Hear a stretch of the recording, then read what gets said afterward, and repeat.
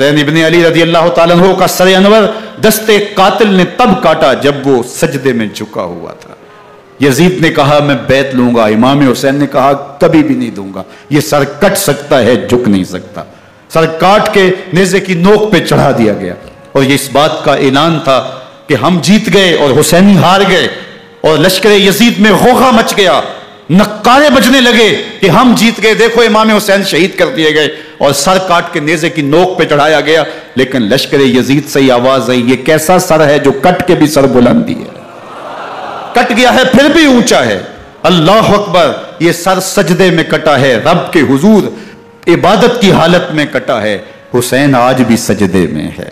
اللہ اکبر، حسین آج بھی سجدے میں ہے، بلکہ کٹے ہوئے سر کا رخ زمین کی جانب تھا اور کٹی گردن آسمان کی طرف، یوں نیزے پہ پرویا گیا. اللہ اکبر، ایک شاعر نے نقشہ کھینچا، بآنکھ کے سر نیزے پہ اور سوئے زمین ہے روح، یعنی سجدہ ثانی کی ہے آرزو. رکعت کے 2 سجدے ہوتے ہیں، ابھی ایک سجدہ ہوا تھا کہ دستے قاتل نے سر کاٹ دیا. کہا حسین کی پیشانی میں دوسرے سجدے کی تمنا مچل رہی ہے. یہ تھا حسین ابن علی کا سجدہ. ساری زندگی رب کے حضور سجدہ قضا نہیں ہونے دیا. آج پانی نہیں ہے، اللہ اکبر، آج تیمم کر لیتے ہیں.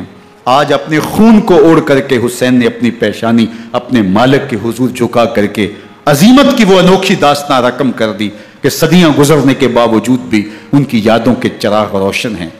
جب حضرت امام حسین اور دوسرے آیان و انصار کو شہید کر دیا گیا تو ان کے سر نیزوں کی نوک پہ چڑھا دیے گئے. حضرت امام حسین کا کٹا ہوا سر اور باقی 71 افراد کے کٹے ہوئے سر نیزوں کی نوک پہ.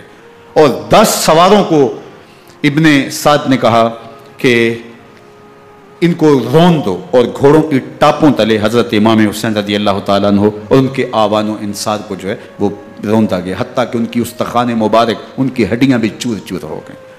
روننے سے قبل ان کا لباس اتار لیا، ان کے کپڑے اتار لیے گئے. اللہ اکبر، کیسی دردناک گھڑیاں تھیں. یزید کا صرف یہی بد کرداری کا مرحلہ نہیں تھا.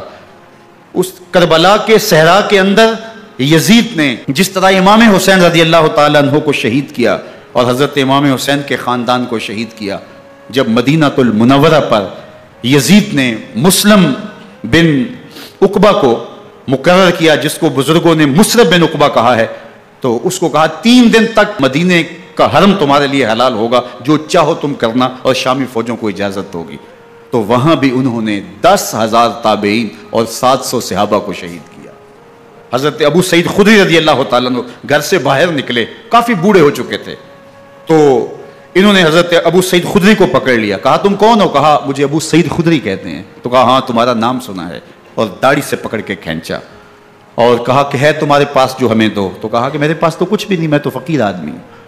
تو ان کے گھر ان کو لے گئے، تو 2 کبوتر رکھے تھے حضرت ابو سعید خدری نے، تو وہ کبوتر لوٹ کے لے گئے. اللہ اکبر.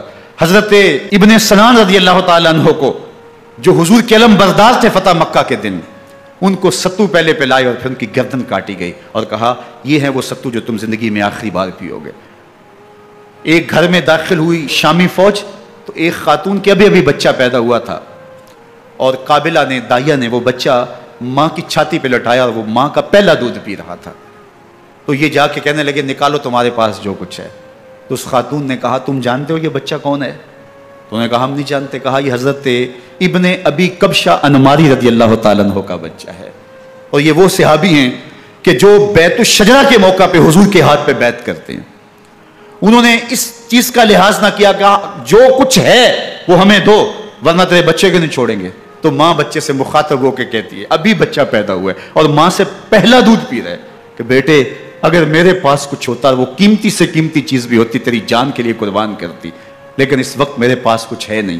تو ایک شکی آگے بڑھا اور بچے کو ایک ٹانگ سے پکڑ کے کھینچ کے دیوار کے ساتھ پٹخ کے مارا، جس سے دماغ کا بھیجا نکل گیا. کیا کیا زیادتیاں نہیں کی. 700 صحابہ حرہ کے واقعہ میں شہید کیے یزید نے، اور 10,000 تابعین شہید کیے. مسجد نبوی میں ممبر رسول کے ساتھ گھوڑے باندھے، اور وہ ممبر رسول اور مصلی رسول کے قریب لید کرتے رہے. حضرت سید عبد المسیب فرماتے ہیں میں نابینا تھا اور حضور کے روضہ انور کے پاس بیٹھا تھا، اور یزید کے سپاہی آتے، جو بھی مسجد میں نظر آتا پکڑ کے لے جاتے. مجھے نابینا سمجھ کے چھوڑ دیتے، لیکن میں پریشان تھا کہ ظہر کا وقت ہوگا، عصر کا وقت ہوگا، مغرب عشاء کا وقت ہوگا، نہ اذان، نہ اقامت، نہ جماعت، تو کیسے مجھے پتہ چلے گا کہ نماز کا وقت ہو گیا اور کیسی میری نمازوں کا کیا بنے گا؟ میں اس فکر میں بیٹھا تھا. لم ازل اسمع الاذان والاقامت من قبر رسول اللہ صلی اللہ علیہ وآلہ وسلم. فرماتے ہیں جب بھی پھر نماز کا وقت آیا، گنبد خضرا سے اذان کی بھی آواز آئی، اقامت کی بھی آواز آئی.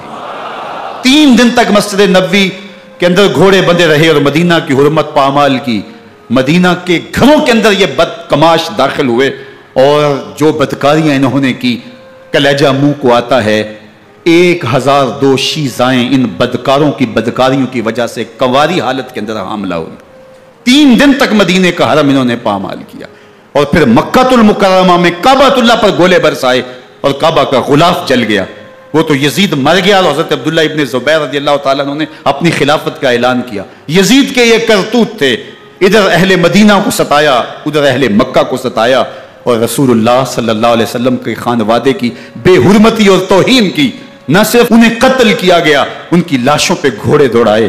ابن سعد اور شمر جو ہے وہ خیموں میں داخل ہوا اور مخدرات اسلام کی چادریں چھیننے کی کوشش کی.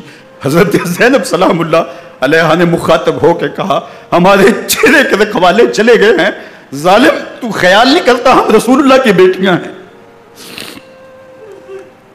حضرت شہربانو، حضرت زین العابدین اور حضرت زینب سلام اللہ علیہم، ان تینوں کو ایک اونٹ پہ باندھا گیا اور باقی اونٹوں پہ باقی سادات کو، حضور کی شہزادیوں کو باندھا گیا، رسیوں میں جکڑا گیا اور اونٹوں پہ باندھ کر کے کوفے کی جانب آگے آگے شہیدوں کے سر چل رہے ہیں اور پیچھے یہ قافلہ چل رہا ہے.